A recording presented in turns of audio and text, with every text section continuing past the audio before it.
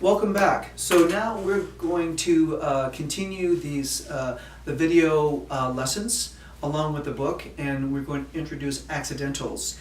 We're going to take a look at sharps, and I will play the chromatic scale, which is written in your book. The chromatic scale is one of the most basic scales in the series. It consists of 12 notes composed of successive half steps. But it's also a great exercise to work on the chromatic scales, introducing the sharps.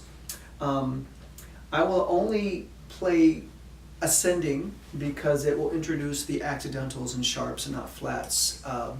That will be another video all on its own. So the chromatic scale, I would like to start with the sixth string of the guitar.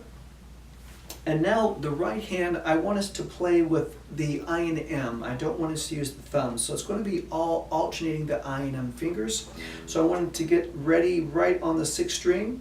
And then the left hand, I want to play starting on the open E string and get in left hand position right over each string that we're playing. Still having this nice arch. Okay, so I will give us 4 and 1, 2, ready, begin.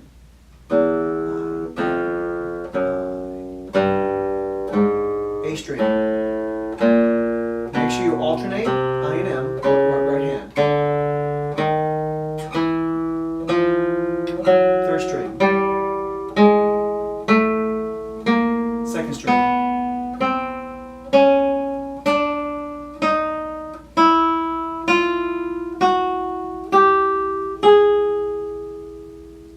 So be careful when you go from the third string to the second string that we have this extra B on the third string, 4th fret. So when you play the chromatic scale, we usually go starting with the third string. You have your open G, G sharp, A sharp, and then we will transition down to the second string and play the open B instead of playing the B on the third string, 4th fret. So from there, I would like to segue right into the Minuet by Bach from the notebook of Anna Madalena Bach. Very famous little melody in 3/4 time. And now we're going to play it with all of our, we're going to play with our I and M finger. So it's a melodic melody. And this will be a great exercise for string crossing. So let's go ahead and play starting on the high D. So we're going to begin with your I and just alternate the I and M finger of the right hand. So nice and slowly, I will give us the beat. And in this melody, we do have the F sharp. So we have our first accidental. We'll play the sharp as written where it is in the melody. So here we go. 1, 2, 3.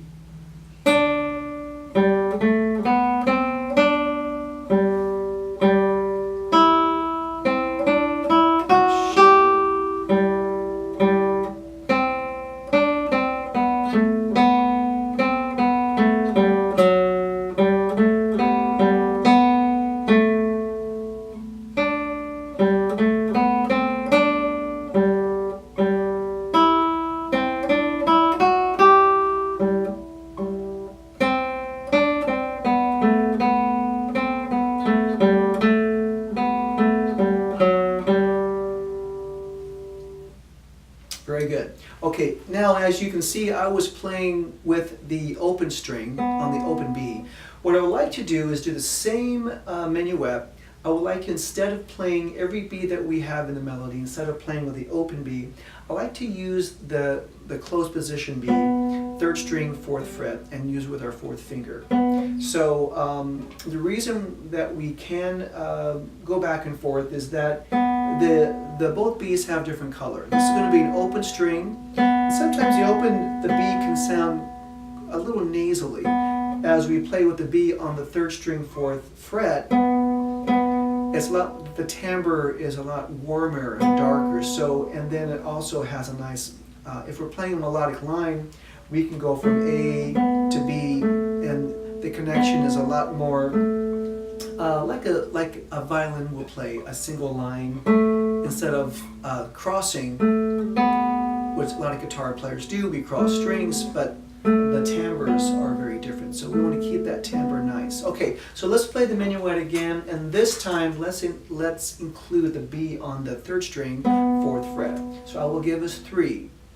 1, 2, begin.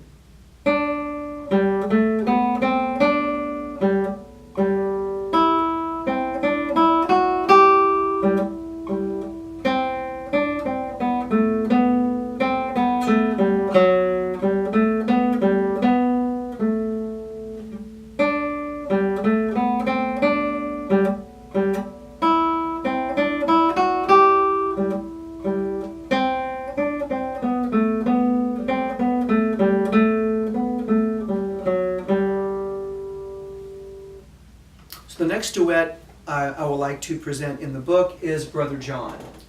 It's a traditional French folk song, and it is in a duet form. Again, playing duets is very important to keep timing and to play with someone else to make sure your melody part and goes with the accompaniment.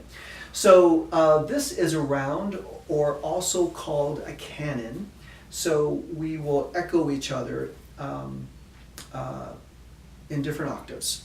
So I will give us 4 free counts. You will begin the melody. You will play your bass notes. Again, the bass line, you do have some accidentals. You have a C sharp in your first measure, and you can begin that with your right hand playing with a thumb. So your first measure will be A, B, C, A, and then I will continue to echo your same line. So just be careful. We have the F sharps, and we have included the C sharp as well. Okay, so all I will do is 4 counts, and you will begin after my 4 beats. 1, 2, ready, begin.